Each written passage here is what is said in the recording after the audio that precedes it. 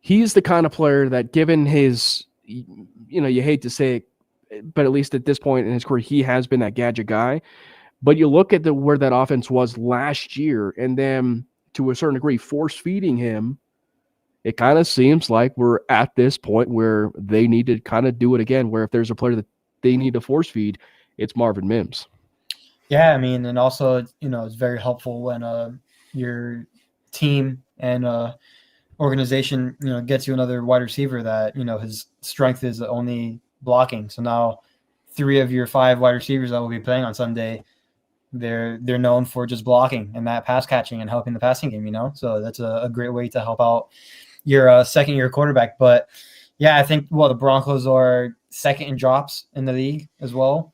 So there's dirt on everybody's hands, and I know people would like to blame it either on Sean or Bo, but it's everybody, between the penalties, like how Brandon talked about, or receivers, veteran wide receivers dropping the ball, Ingram dropping balls. I mean, it's a mess everywhere. My biggest point, I've mentioned it before, this offense has no resemblance of an offense of today's day and age. Yeah. When I see like the Rams play, the Seahawks, I'm not trying to mention all the great teams, but the point I'm trying to get to, and I tweeted it out, the best offenses are not always, but they're majority of the time under center. I think the Rams lead the league in total plays under center with like 324, and we're at 12 with 203, something like that. Yeah, everyone.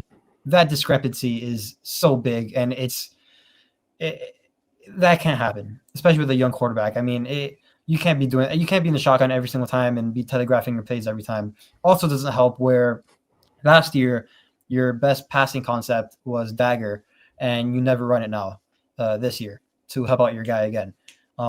So there's just so many things that have been bad, inconsistent with this team, and I hate doing it. I love Sean Payne to death, and I'm so happy he's our head coach, and he's going to continue to be our head coach, but he needs to look himself in the mirror, and he needs to pick it up, because I don't see – and I get people are going to screenshot things, say people are wide open and stuff like that.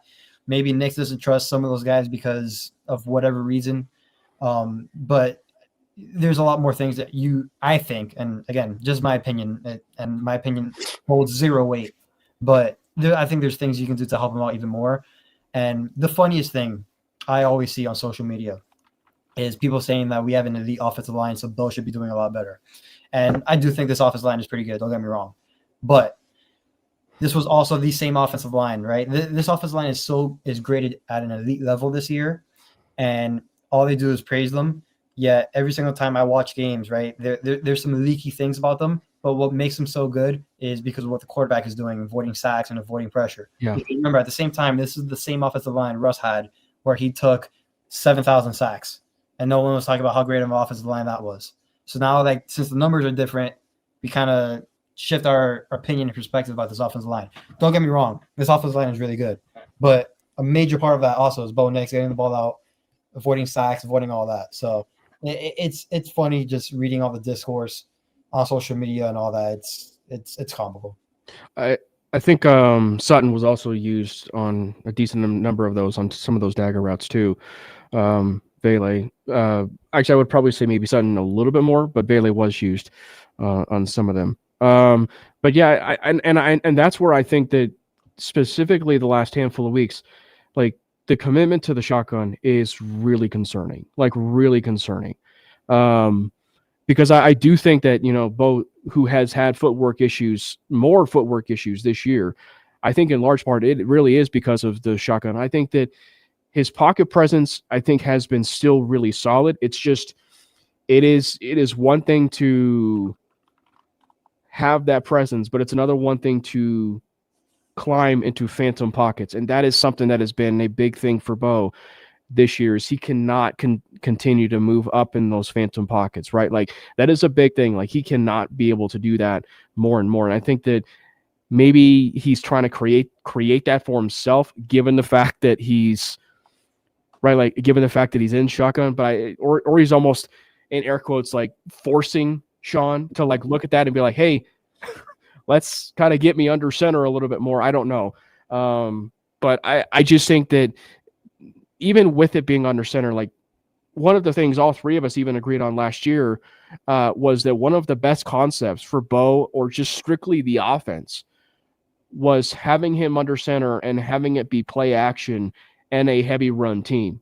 When they are a heavy run team and it's been dealt with that play action, they are one of the best organized and well-run teams in the NFL, right? Now, I think that where the other side of this too, and, sadly, J.K. Dobbins is going to stink, but I think that where it's going to be forcing the Broncos' hand is it's going to finally allow them to be creative, finally get a chance to be a little bit creative on how they want to operate the running game. Because if there is one thing that we know that Bo has been a little bit more creative on and good at and successful with, it's been his mobility. So I think that they can be a little bit more creative about wanting to use his legs. I think that, RJ Harvey, they can use RJ Harvey. Obviously, they're going to be working a little bit more into his workload. The tricky one is going to end up being Marvin Mims coming back from his concussion. Do they want to up his workload? Do they want to kind of keep it the same, which is roughly 20 to 30% of his snaps? That can't happen. Or are they going to, see a little bit more of Tyler Bidet, or are we going to see a little bit more of Jaleel McLaughlin? I've got to think that Jaleel McLaughlin, for as much as he's been active the last handful of weeks, that you'll start to kind of see him. But it's going to force, I think, the Broncos, specifically Sean Payton, to be a little bit more creative with how they want to use this offense. Because I if there is one thing I think that you can at least bank on specifically with this offense and how explosive it can be, even though it's been really up and down, I have to think that the Bo designed runs has to at least happen at some point. I mean, we only average 30 points per game when he rushes for more than 45 yards in a game. We nearly average 30 points per game when he does that, and we're 4-1. Yeah, that's just not doing it at all. I don't understand. Don't let Sean Payton hear your suggestion of get more creative. That's risky. I know, right? We don't need him to get more creative. Okay, that double pass on 3rd and 1, never again. Never again. Yeah. It's so unnecessary. Just wash my eyes out with bleach. But I do think, like, you don't get too cute with it. Just have Bo run the ball more. Like, that's all you need to do. No more, like, oh, it's an extension of the run game, screen game all the time. Just do something normal, please. No double passes, no trick, cutesy, stupid play calls. Just call a QB run. Yeah.